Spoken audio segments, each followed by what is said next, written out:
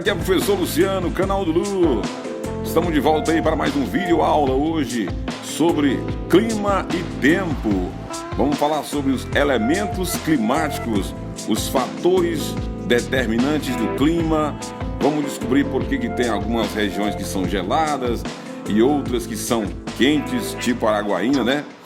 Vamos falar então sobre climograma.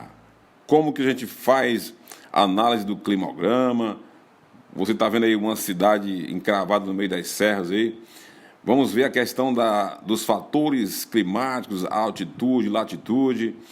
Beleza? Hoje o assunto é clima, meu irmãozinho. Vamos se preparar para a prova AV2 que está chegando. AV1 e AV2. Vamos que vamos. Tempo e clima. Vamos ver a diferença entre os dois? Bom, analisando aí, a gente pode determinar o seguinte. Tempo atmosférico refere-se ao estado momentâneo da atmosfera. A qualquer momento pode haver uma mudança, uma variação. Por exemplo, podemos dizer o dia está ensolarado, o dia está chuvoso, nublado, frio, quente, etc. Tudo isso refere-se ao tempo atmosférico, né? Tempo atmosférico refere-se a isso aí.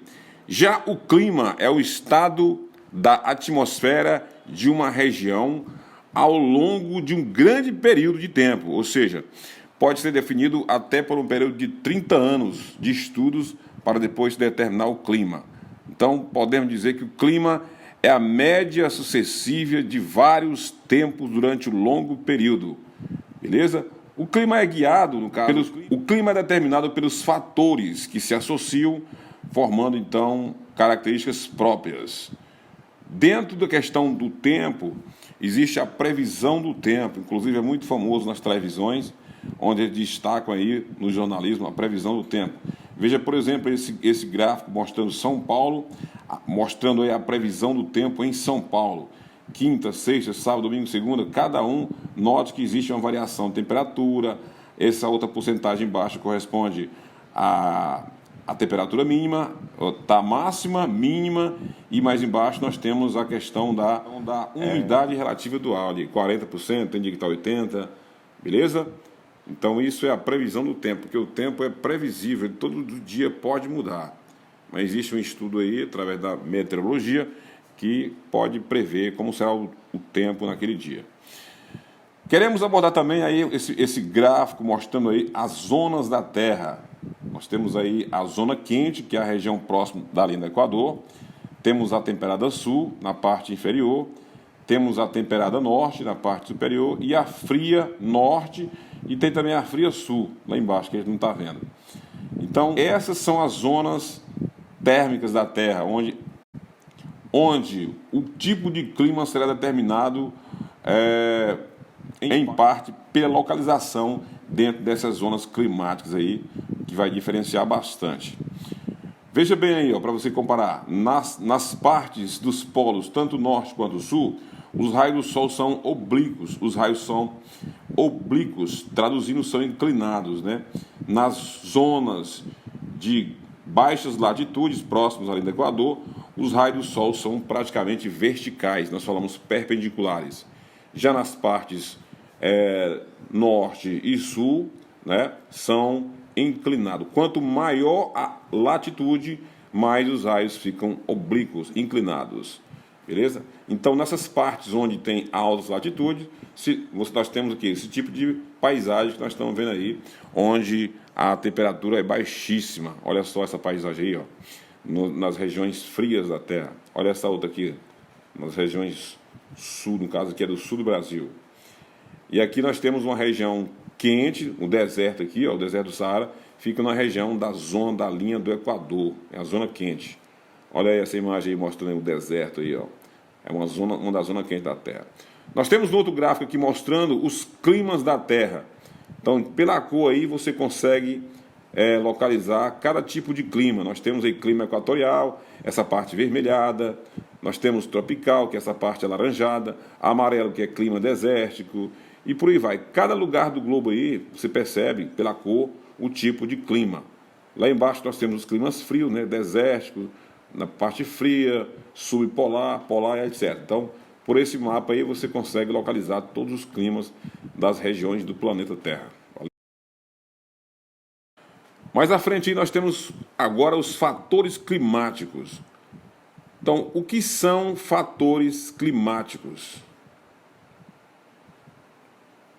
Fatores climáticos são características que determinam o clima. Nós temos a latitude, a altitude, albedo, massas de ar, continentalidade, maritimidade, correntes marítimas, relevo, vegetação e a ação do homem, a ação antrópica. Essas características, quando junta com outras, promovem um tipo de clima diferenciado.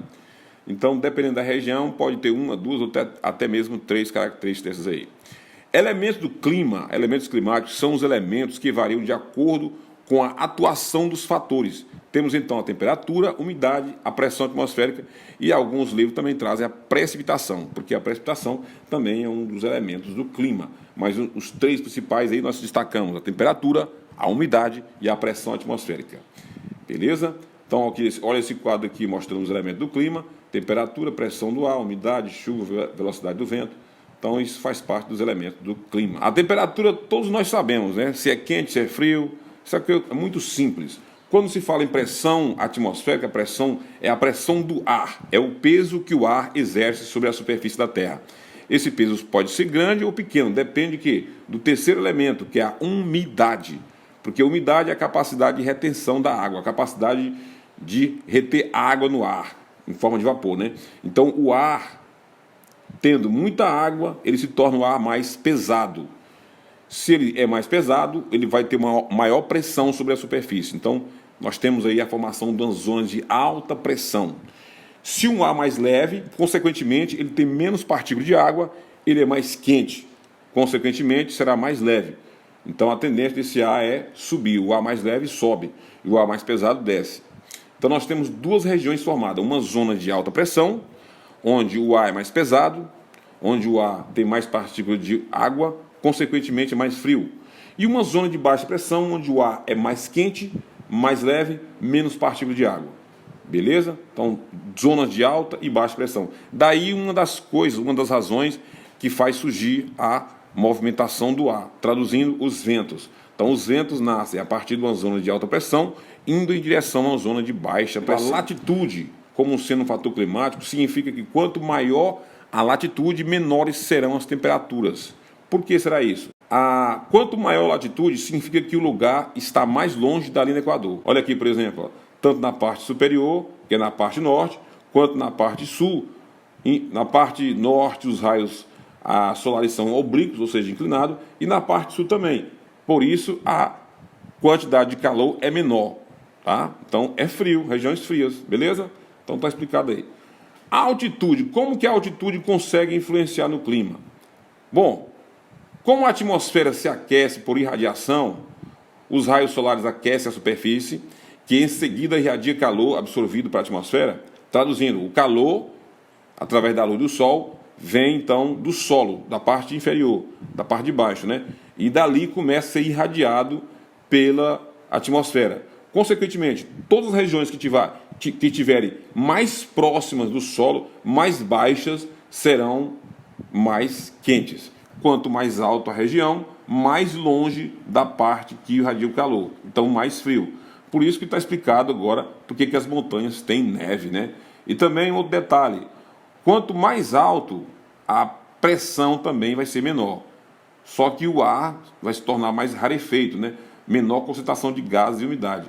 À medida que aumenta a altitude, que reduz a retenção de calor nas camadas mais elevadas da atmosfera, diminui assim a temperatura. Então, quanto mais alto, mais frio, beleza?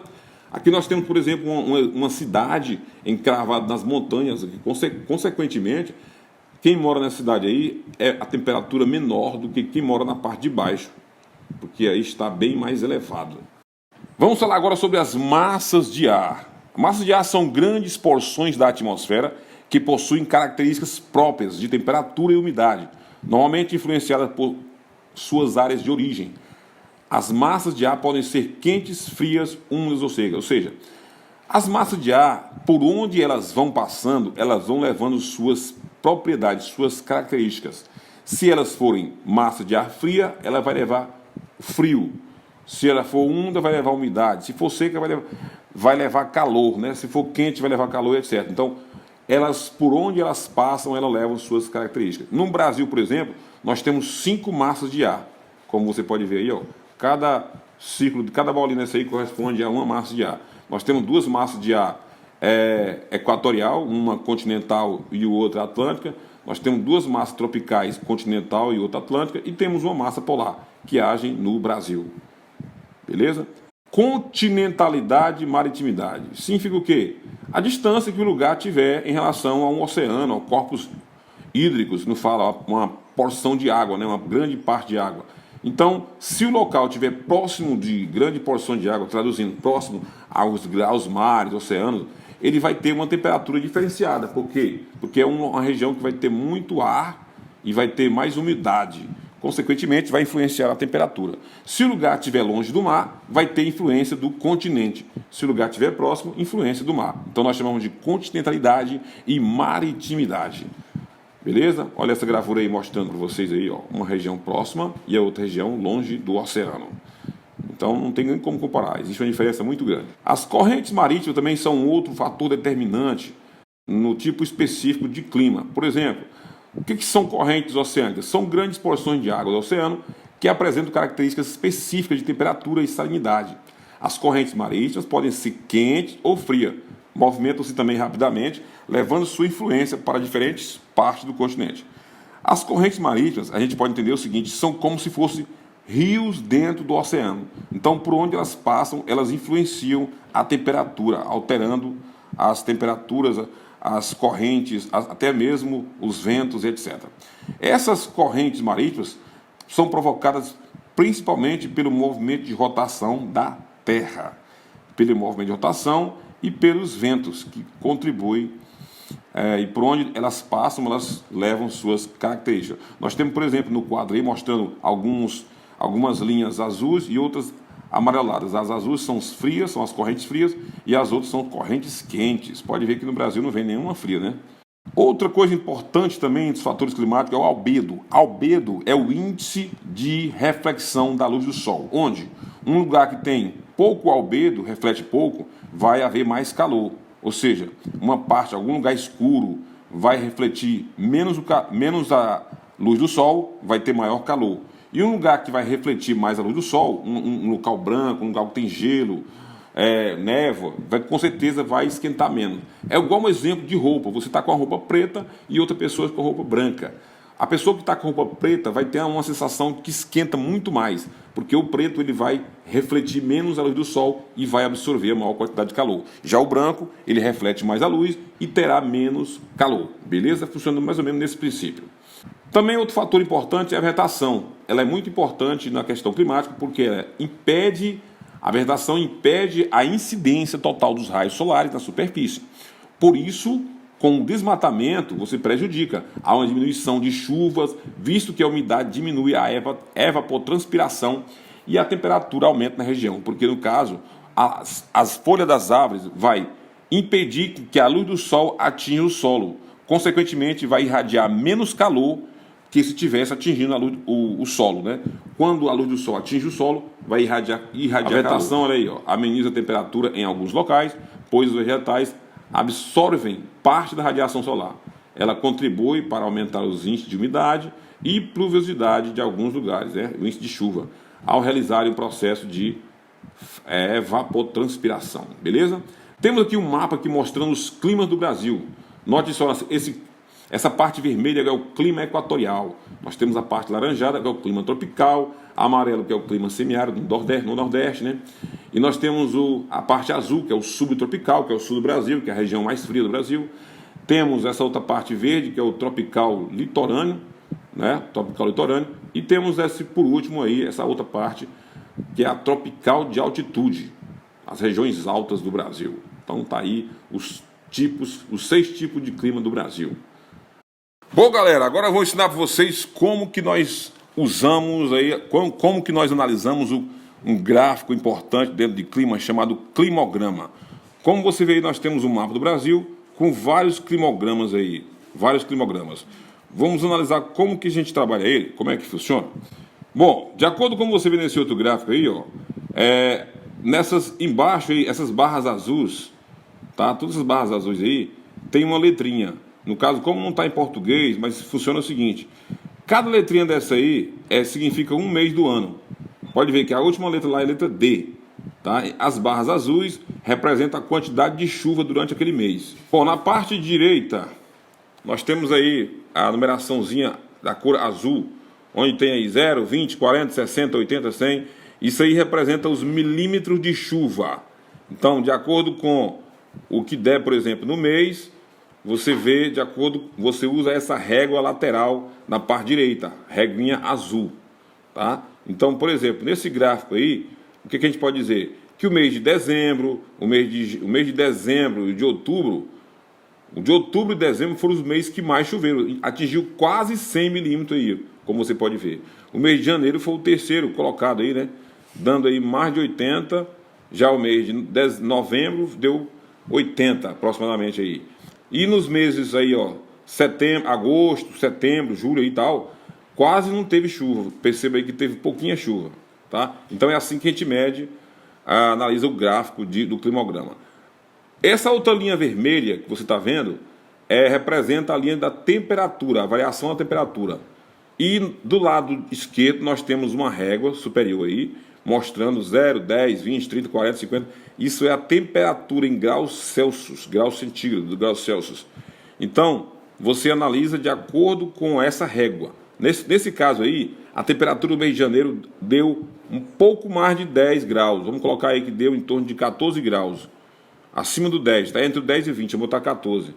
E ela oscilou a máxima aí, pouco mais de 25, em torno de 25 graus, como você pode ver aí, ó.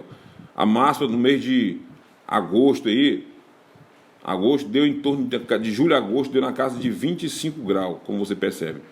Então nós temos a mínima de pouco mais de 10, vamos botar 14, e a máxima de pouco mais de 25. Então se você pegar o 25 de máxima e o 14 de mínima, e você diminuir um pelo outro, 25 menos 14, que vai dar exatamente 11, tá? Esse 11 representa a amplitude térmica. Traduzindo, o 11 é a variação térmica, é a variação entre a maior e a menor temperatura. Então houve uma variação de 11 graus, que nós chamamos de amplitude térmica. Valeu, galera? Então toda vez que você quiser descobrir a amplitude térmica, você diminui a máxima da mínima. Traduzindo, pega a temperatura máxima e diminui pela temperatura mínima, e você vai saber quanto que variou, que é a temperatura, quanto que variou a temperatura que nós chamamos de amplitude térmica. Vamos aqui mais um pouquinho falar sobre a atmosfera terrestre, galera. Para quem não sabe, a atmosfera é uma camada gasosa que envolve o planeta Terra. Ela tem uma função importantíssima na vida na Terra. Note só esse outro gráfico aqui mostrando as camadas que nós temos. Nós temos aqui a Terra, a troposfera, a estratosfera, a mesosfera, a termosfera e a exosfera. Cada camada tem sua importância. Por exemplo, podemos destacar a troposfera como sendo de grande importância, porque aqui na troposfera, que dá entre 8 a 20 quilômetros, é aqui que ocorre a maioria dos fenômenos meteorológicos. Para nós aqui, está na troposfera. Então, a maioria dos fenômenos meteorológicos ocorrem na camada chamada troposfera, que fica entre 8 e 20 quilômetros. A camada estratosfera também é muito importante para nós, pois é justamente nela que se localiza a camada de ozônio, né? É justamente aí que nós temos a camada de ozônio, que é uma camada muito importante, porque a camada de ozônio funciona como um filtro que impede que os raios ultravioletas atinjam a Terra. Então, 95% dos raios são filtrados e não atingem a Terra. Então essa camada estratosfera é muito importante, que fica entre 20 a 50 quilômetros. Beleza? Então nós temos aí as principais camadas, a mesosfera, a termosfera e a exosfera. A exosfera é onde já está bem alto, né? Aí 650 quilômetros para frente, e é uma camada que já não tem mais tanta influência da Terra em termos de gravidade. E nessa outra gravura nós temos aí mostrando a questão do efeito estufa, porque só existe efeito estufa por causa da atmosfera. Uma das funções da atmosfera é justamente fazer esse processo de efeito estufa, que é a retenção do calor permanecendo uma parte dele aqui na Terra e a outra que vai para o espaço. Outro fenômeno interessante que ocorre na Terra é o fenômeno conhecido como El Niño. O El Niño e a Lanina. El Niño significa o aquecimento das águas do Pacífico na região da linha do Equador, provocando assim maior quantidade de evaporação da água e traduzindo também em maiores quantidades de chuvas. Quando ocorre o fenômeno El Niño, ocorre uma alteração climática, provocando mudanças climáticas em algumas regiões, que pode ser desde um alagamento, ventos exagerados, mudança de pressão atmosférica das regiões, os ventos mudam. Então, existe secas em alguns lugares e em outros lugares chuvas torrenciais com alagamentos, furacões e etc. Isso chama-se fenômeno El Niño. Ocorre também quando as águas do Pacífico, ao invés de esquentar de 3 a 7%, que nós chamamos de El Niño, quando elas esfriam-se abaixo do normal, ocorre o que a gente chama de La Niña, porque La Niña é o processo oposto ao El Niño. No El Niño as águas se aquecem, no La Niña elas se esfriam. Quando elas se esfriam, vai provocar diminuição de chuva, porque vai ter menos quantidade de água sendo evaporada. Então, vai também provocar mudança nas temperaturas, mudança nas zonas de baixa pressão e alta pressão. Consequentemente, a Terra vai sofrer alterações climáticas e vai sofrer com secas em vários lugares aí, e etc. Beleza?